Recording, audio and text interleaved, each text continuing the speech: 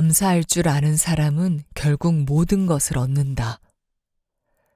2018년 하버드 대학에서 이루어진 연구는 감사가 강력하고도 일관되게 더 큰 행복과 연관된다는 사실을 밝혔다. 감사는 더욱 긍정적인 감정을 느끼게 하고 좋은 경험을 기쁜 마음으로 받아들이게 하며 건강을 개선하고 역경에 대처하며 강력한 관계를 형성하게 한다. 심리적인 혜택이 전부가 아니다. 다른 연구에 의하면 감사는 수면의 질을 높이고 면역계를 강화하며 통증을 줄이기까지 한다. 게다가 이런 혜택은 한시적으로 끝나지도 않는다. 인디애나 대학의 연구자들에 따르면 감사하는 마음에 충실할수록 더욱 동화되고 그 혜택을 마음껏 즐길 수 있다. 감사로 인한 혜택이 얼마나 강력하고 다양한지를 보여주는 연구는 점점 쌓이고 있다. 감사에는 좋은 점뿐이다. 하지만 허울뿐인 감사로는 그런 효과를 볼 수 없다. 어떻게 해야 진정으로 감사하는 마음을 가질 수 있을까? 우리가 이 자리에 오기까지 수많은 인연과 신기한 우연으로부터 도움을 받았다는 사실을 이해하면 가능하다. 이것이 비록 우리 시대에 익숙한 사고방식은 아닐지 몰라도 현명한 사람들이라면 하나같이 보여주는 겸손한 태도이기도 하다. 우리가 이룬 모든 업적이 순전히 우리 능력 덕분만은 아니라고 말하면 이는 우리의 문화적 규범과 어긋나 보일지도 모른다. 미국 사람들이 가장 좋아하는 단어 가운데 하나가 자수성가이고 전 세계에서 수많은 이들이 아메리칸 드림을 꿈꾸며 생면부지의 땅으로 건너오니 말이다.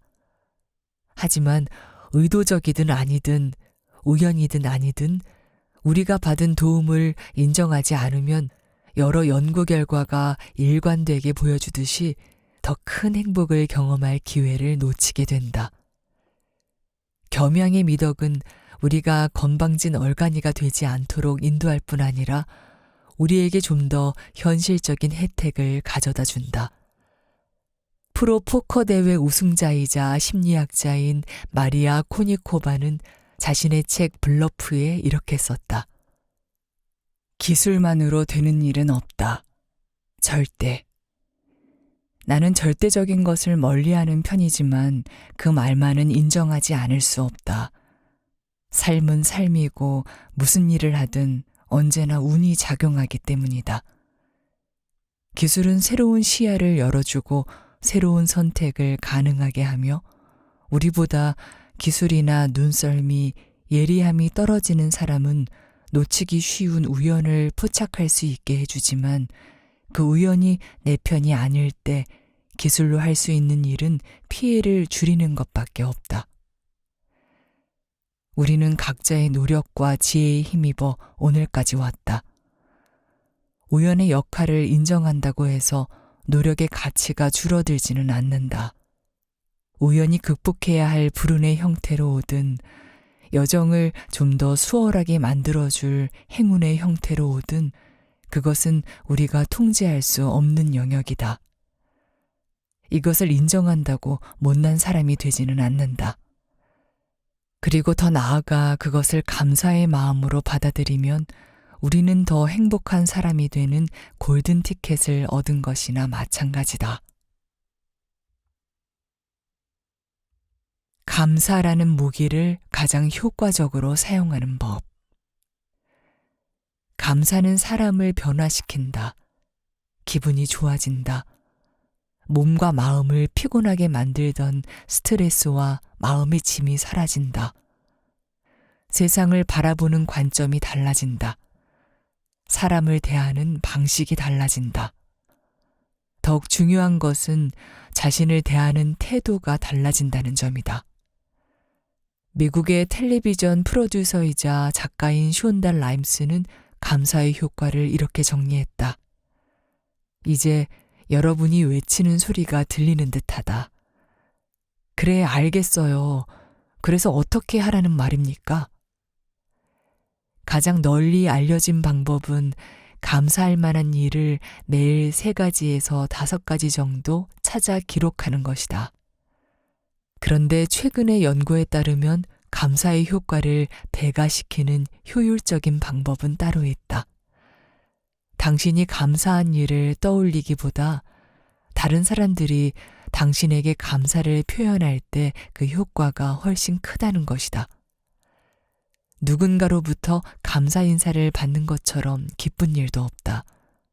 하지만 당신 덕분이에요.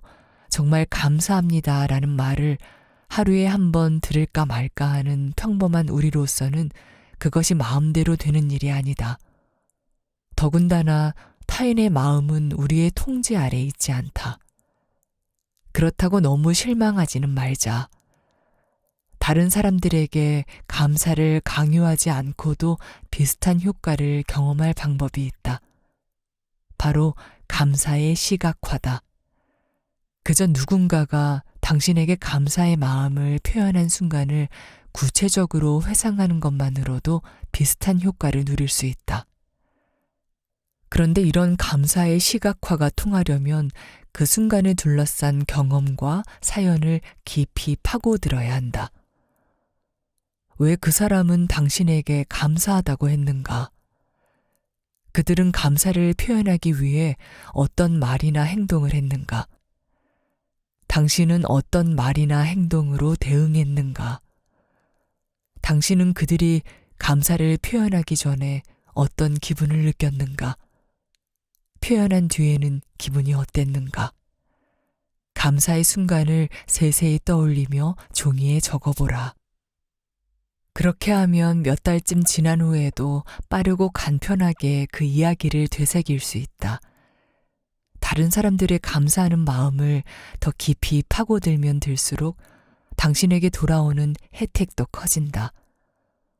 어떤 사연의 효과가 줄어든다고 느끼거나 오롯이 되살리기가 힘들다고 판단될 때는 다른 사례를 떠올려 똑같은 방식으로 세세히 적어둔다. 필요할 때마다 이런 과정을 되풀이한다. 매일, 매주 이런 과정을 거치다 보면 감사의 영속적인 본질 때문에라도 점점 쉬워지기 마련이다. 감사의 실천과 관련해 가장 많이 받는 질문 가운데 하나가 언제 그것을 하면 좋은가이다. 어떤 이는 잠자리에 들기 전에 함으로써 수면의 질을 좋게 만든다고 한다. 반대로 나는 아침에 일어나 제일 먼저 감사의 순간을 적는 편을 선호한다. 그러면 남은 하루가 편안해진다.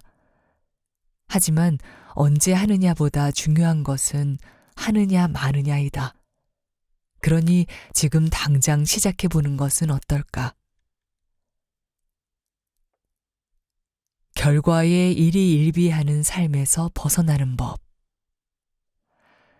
5차례나 올림픽에 출전해 메달을 목에 건 수영선수 조지 보벨은 운동선수로서 거둔 진정한 성과를 이렇게 설명했다. 메달은 장식품에 지나지 않았다. 나는 시합에 나가려고 몸을 단련하는 운동선수가 아니었다. 나는 마음을 단련했고 그 보상은 내 인생 전체를 지배했다. 결과에 집착하지 않고 과정에 집중하는 태도야말로 곡절 많은 인생을 건너가야 하는 우리에게 더없이 필요하다. 인생은 좋을 때도 있고 나쁠 때도 있다. 결과에 집착하면 오락가락하는 삶을 살게 되지만 과정에 집중하면 균형 잡힌 삶을 살게 된다. 우리는 평생 성적, 메달, 직책, 돈과 명예 등 결과에 지배당하는 삶을 살았다고 해도 과언이 아니다. 그렇다면 어떻게 결과만 쫓는 쳇바퀴 같은 삶에서 내려올 수 있을까? 그와 반대되는 선택을 하면 된다. 실패할지언정 도전해볼 가치가 있는 일은 무엇일까? 너무 소중해서 결과야 어떻든 과정 자체에 의의를 둘 수 있는 일은 무엇일까? 어떻게 하면 그런 일에 더 많은 시간과 에너지를 투자할 수 있을까? 그저 결과와 과정을 분리해서 생각해 보자는 것이다. 이를 통해 그럼에도 불구하고 최선을 다하는 태도를 그려보자는 뜻이다. 결과에 일희일비하지 말고 과정에 가치를 두어 스스로 통제하는 삶, 즉 흔들리지 않는 삶을 살도록 하라. 아무것도 탓하지 않는다. 그냥 나를 바꾼다. 곁에 아무도 없는데 누군가의 목소리가 들린 적은 없는가? 그 목소리는 끊임없이 속삭인다. 일을 더 해야 한다고. 그런 말이나 행동을 하면 안 되었다고. 너는 부족하고 아무런 도움이 되지 않는다고. 나를 깎아내리는 목소리의 주인은 또 다른 자기 자신이기도 하고 오래전에 각인된 부모님이나 선생님의 목소리이기도 하다. 하지만 나 자신과 잘 분리되지 않기 때문에 가장 습관적으로 괴롭힘을 당하면서도 범인을 찾아내지 못한다. 그럴 경우 애꿎은 자기 자신을 탓하며 상황을 바꾸려고 노력하지만 달라지는 것 없이 비슷한 문제가 되풀이될 뿐이다. 내가 맥킨지에서 번아웃에 빠졌을 때처럼 말이다. 내가 맥킨지에서 배운 냉혹한 인생의 진실. 나는 세계적인 컨설팅 회사 맥킨지 앤드 컴퍼니에서 경영 컨설턴트로 본격적인 사회생활을 시작했다. 그때 나는 열심히 일했다는 말로는 부족할 만큼 정말로 모든 것을 바쳐서 오로지 일만 했다. 한 번은 지구 반대편의 동료와 함께하는 프로젝트에 참여하게 됐는데 그들은 늘 자기네 편한 시간에 전화하라고 요구했다. 이는 몇 달 내내 새벽 6시에 전화를 걸며 하루를 시작하고 밤 10시에 통화로 그날을 마감해야 한다는 뜻이었다. 그렇다고 통화를 마치고 잠자리 드는 것도 아니었다. 한 번 통화할 때마다 그들이 요구하는 과중한 업무를 처리해서 다음 통화 전까지 그 결과를 다른 직원들과 공유해야 했다. 정말 피곤한 노릇이었다. 나 혼자만 그렇게 살았던 것도 아니었다. 맥킨지 직원 중에는 밤새 일하고 잠깐 눈을 붙였다가 해 뜨기 전에 일어나 사무실로 출근하는 이가 한둘이 아니었다. 그래야 고객들에게 우리의 생산성과 가치를 보여줄 수 있다고 믿었기 때문이다. 맥킨지는 고객에게 고액의 컨설팅 비용을 청구하는 회사였다. 그런 회사에 다니는 사람이라면 하루도 빠짐없이 자신의 가치를 입증해야 한다. 적어도 우리는 그렇게 생각했다. 이윽고 나는 한계에 다다랐다. 육체적, 정신적 건강이 위태로울 지경이었고 돈과 지적 자극, 내가 누리는 권세까지도 내가 치르는 희생과 비교하면 보잘것없이 느껴졌다. 맥킨지는 나하고 궁합이 맞는 직장이 아니었다. 나는 나보다 훨씬 먼저 입사한 선배를 찾아가 아침을 함께 먹을 수 있겠냐고 물었다. 테이블 맞은편에 앉은 러셀은 나에게 눈길을 고정한 채 이따금 고개를 끄덕였다. 나는 부스러진 해시브라운 접시를 앞에 두고 이야기를 시작했다. 나를 옥죄는 피로, 좌절감, 당혹감을 털어놓고 이제 무엇을 하고 어디로 가야 할지에 대한 고민까지 솔직히 얘기했다. 내가 말을 마치자 러셀은 커피를 한 모금 마신 뒤 말문을 열었다. 그는 이런 식의 대화가 오갈 때 회사 사람들이 흔히 하듯이 내 고뇌에 자신의 두려움과 비애를 덧붙이지 않았다. 대신 평생 잊지 못할 통찰을 보여주었다. 그는 말했다. 여기는 의도하건 아니건 간에 불안정한 과잉 성취자들을 뽑는 곳이야. 무슨 뜻이냐 하면 여기서 일하는 사람들은 끊임없이 열심히 일하고 불가능해 보이는 일까지 해치우지만 너무 불안정해서 절대 이만하면 됐다고 생각하는 법이 없는 이들이지. 항상 더 오래, 더 열심히 죽어라 일하는 사람들이라는 말이야. 내 눈이 동그래졌다. 불안정한 과잉 성취자라는 말은 생전 처음 들었지만 나와 내 동료들을 정확하게 표현하는 말 같았다.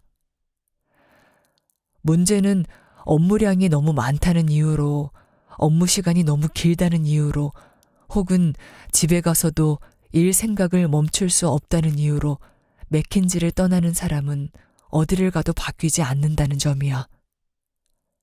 이제 동그랗던 내 눈이 찌푸려졌다. 문제는 맥킨지가 아니야. 다른 데도 다 마찬가지고. 문제는 그들이야.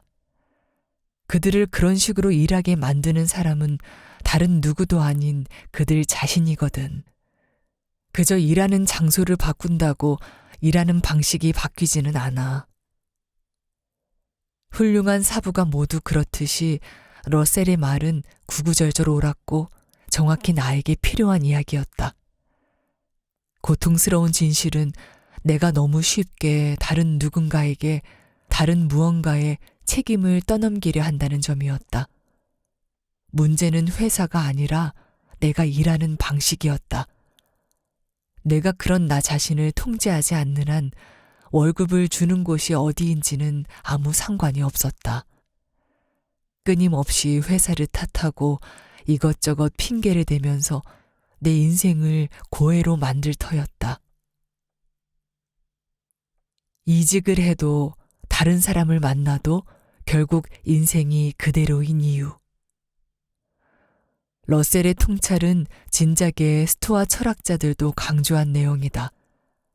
내가 회사를 탓하며 내 책임을 방기했듯이 외부 환경을 문제 삼으며 할 수 있는 일을 미루는 사람에게 세네카는 병은 사람을 따라간다는 아주 간단한 말로 일갈했다. 따지고 보면 그런 말을 세네카가 처음으로 한 것도 아니었다. 그보다 5세기 전에 누군가가 소크라테스에게 자기는 도대체 여행을 왜 해야 하는지 모르겠다고 투덜거렸다. 여행을 통해 변화하기를 기대했지만 조금도 달라진 게 없다는 불만이었다. 소크라테스는 잠시도 망설이지 않고 이렇게 대답했다. 자네는 외국에 나갈 때마다 늘 자기를 데리고 가면서 뭘 기대하나? 옆집 잔디가 이유 없이 푸르러 보일 때가 있다. 그런데 우리 집 잔디가 누렇게 말라 죽은 이유가 마당 관리를 제대로 하지 못해서라면 설령 옆집으로 이사 간다고 해도 그 집 잔디가 지금처럼 푸르르게 유지될 거라는 보장은 없다. 아마도 또 하나의 마당을 잡초밭으로 만들고 말 것이다. 내가 맥킨지에서 부닥친 현실이 딱 그런 형국이었다. 내가 정신을 차리고 마음을 다잡지 않는 이상 아무리 도망쳐도 가장 핵심적인 문제, 즉 나 자신에게서 벗어나지 못할 것이었다. 더 큰 문제는 내가 옆집 울타리 너머 푸르른 잔디를 멍하니 쳐다보는 동안 지금 내 발밑에 있는 우리 집 마당이 아름답게 변할 가능성은 점점 사라져 간다는 점이다. 내가 남의 집 마당을 부러워할 시간에 내 집 마당을 가꾸는 일에 마음을 쏟았더라면 결과는 완전히 달라지지 않았을까? 그런데 옆집 마당을 엿보느라 내 집 마당을 방치하는 멍청한 짓은 나만 하는 실수가 아니라고 한다. 하버드 대학의 연구에 따르면 평균적으로 사람들은 깨어있는 시간의 46.9%를 자기가 하는 일이 아닌 다른 것을 생각하면서 보낸다고 한다. 그렇다. 우리는 지금 우리가 있는 곳이 아닌 다른 어딘가를 생각하느라 인생의 거의 절반을 보내는 셈이다. 인간을 생각하는 동물이라고 한다. 맞다. 인간은 깨어있는 동안 온갖 생각을 한다. 다른 회사에 갔더라면 어땠을까? 혹은 저 사람을 만났더라면 어땠을까 하는 백일몽도 그런 생각 가운데 하나다. 사실 떠오르는 생각을 뜻대로 제어하기란 여간 까다로운 문제가 아니다. 그럼에도 불구하고 우리는 생각을 잘 다룰 줄 알아야 하는데, 왜냐하면 현실과 동떨어진 채 흘러가는 딴 생각이 우리의 행복을 갉아먹기 때문이다. 이에 대해 하버드 대학의 어느 연구자가 쓴 글을 살펴보자. 마음의 방황은 사람의 행복을 예측하는 좋은 지표가 된다. 마음이 얼마나 자주 현실을 떠나는지, 떠나서 어디로 가는지를 살펴보면 실제로 우리가 참여하는 활동을 살펴보는 것보다 행복을 예측하기에 훨씬 더 유리하다. 한마디로 마음이 자주 방황하는 사람일수록 불행해질 가능성이 높다. 내가 맥킨지를 떠나기만 하면 인생이 얼마나 좋아질까 하는 생각으로 참담한 하루하루를 보냈듯이 말이다. 그리고 지금 여기에 집중하지 못한 채 쓸데없는 생각으로 불행을 자초하는 사람들이 너무도 많은 현실을 지적하며 베트남의 승려이자 세계적인 베스트셀러 작가인 틱나타는 400년 전 데카르트의 명언을 현대판으로 재해석했다. 나는 생각한다. 고로 존재하지 않는다.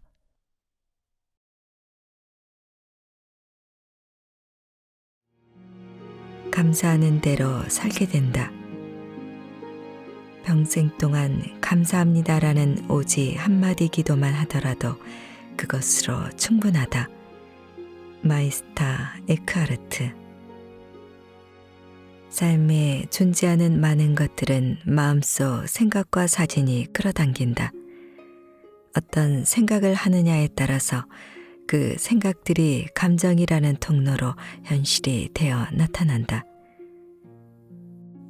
예를 들어 우리 둘째와 평소 가는 우창 볼링장으로 향하고 있었다. 이날은 유난히 조이 볼링장이 마음속에 떠오른다. 그러면 반드시 강하게 생각한 조이 볼링장에 가게 된다.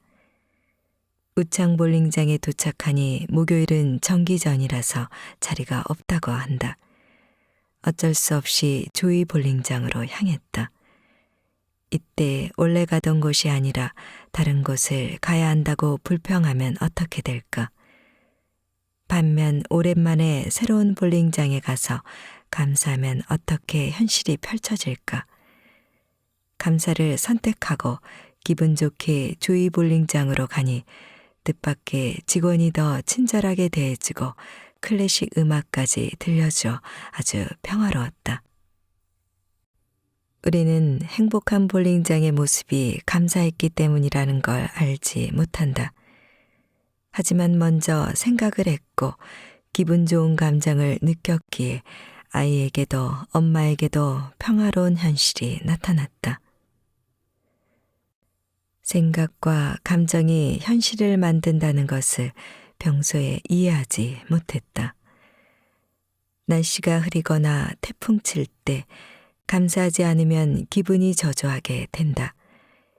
이 상황에서 에너지를 좋게 바꾸려는 노력을 하지 않으면 하루 종일 기분이 가라앉는다. 감사 실천을 하기로 했지만 날씨에 감정을 맡겨버린 날은 마트에 가면 예전의 감정이 안 좋았던 이웃을 만난다. 그 이웃은 오래전에 봤음에도 불구하고 인상을 찌푸리고 있다. 생각과 감정이 현실을 만드는 것을 이해하는 순간이었다. 바로 그 이웃에게 감사 명상으로 좋은 주파수를 보내자 아무렇지 않게 그냥 사라졌다. 당신이 무엇을 원하든 원하는 대로 되고 하고 얻을 수 있다. 조 바이텔 박사가 이렇게 말한 데는 이유가 있다. 무엇을 원하든, 즉 우리가 긍정을 원하면 긍정적인 경험을 하게 되고 부정을 원하면 부정적인 결과를 얻게 된다. 우주의 모든 것들은 자기장이 형성되어 자석처럼 끌려오기 때문이다. 모든 물체에는 작용과 반작용이 있어서 내가 주는 것은 반드시 부메랑처럼 받게 된다. 감사를 주면 감사를 받고 불평을 주면 불평을 받는다. 장자도 어린 시절 불우한 환경에서 자랐지만 정신만큼은 자유로웠다. 장자는 나의 힘과 능력으로 어찌해 볼 수 없는 일이라면 담담하게 감사의 운명을 받아들인다. 상황에 저항하지 말고 순응한다. 세상에 변하지 않는 것은 없다. 이 세상 만물, 천지는 때가 이르기 전까지는 존재하지만 때가 이르면 눈 깜짝할 사이에 우리 곁을 떠난다. 그러니 집착할 것이 뭐가 있겠냐고 말했다. 최성봉 씨도 어린 시절 부모의 돌봄이 없이 홀로 고통을 견뎌냈지만 그 고통이 영원히 지속되지 않을 걸 알았기에 희망을 놓지 않았다. 그는 세상에 감사함을 내보냈다. 원망이 도움이 되지 않는다는 걸 알았다. 감사와 사랑을 세상에 내보내자 많은 사람들에게 사랑받는 파페라 가수가 되었다.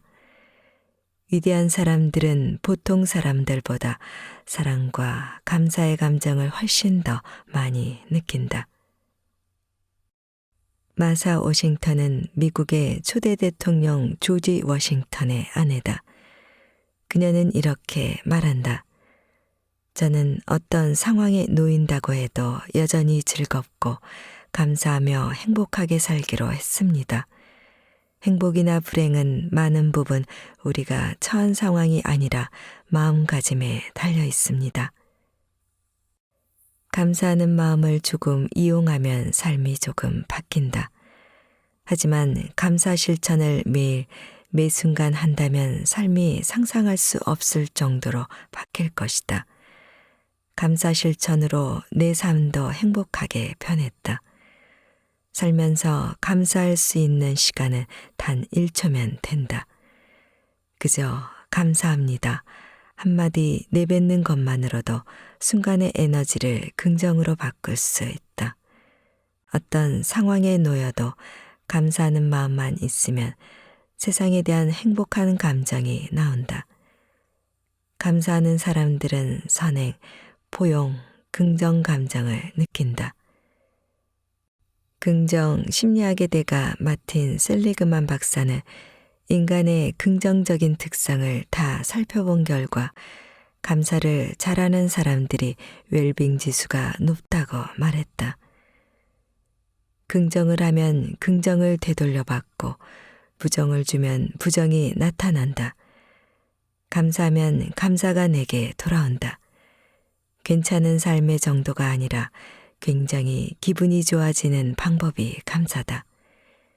감사를 하면 기쁘고 신나는 감정은 저절로 따라온다. 아침에 일어나서 살아있다는 것에 대해 숨을 쉬고 생각할 수 있고 하루를 즐겁게 살 수 있다는 것에 대해 감사하자. 아마 오늘부터 기분이 달라짐을 느낄 것이다. 이 책을 집어든 독자들은 준비가 된 사람들이기 때문에 감사하면 삶이 행복으로 바뀔 것이다. 지금 이 순간 삶에 감사한 3가지를 적어보자. 1. 뭐뭐해서 감사하다. 2. 뭐뭐를 알게 되어 감사하다. 3. 뭐뭐라서 감사하다.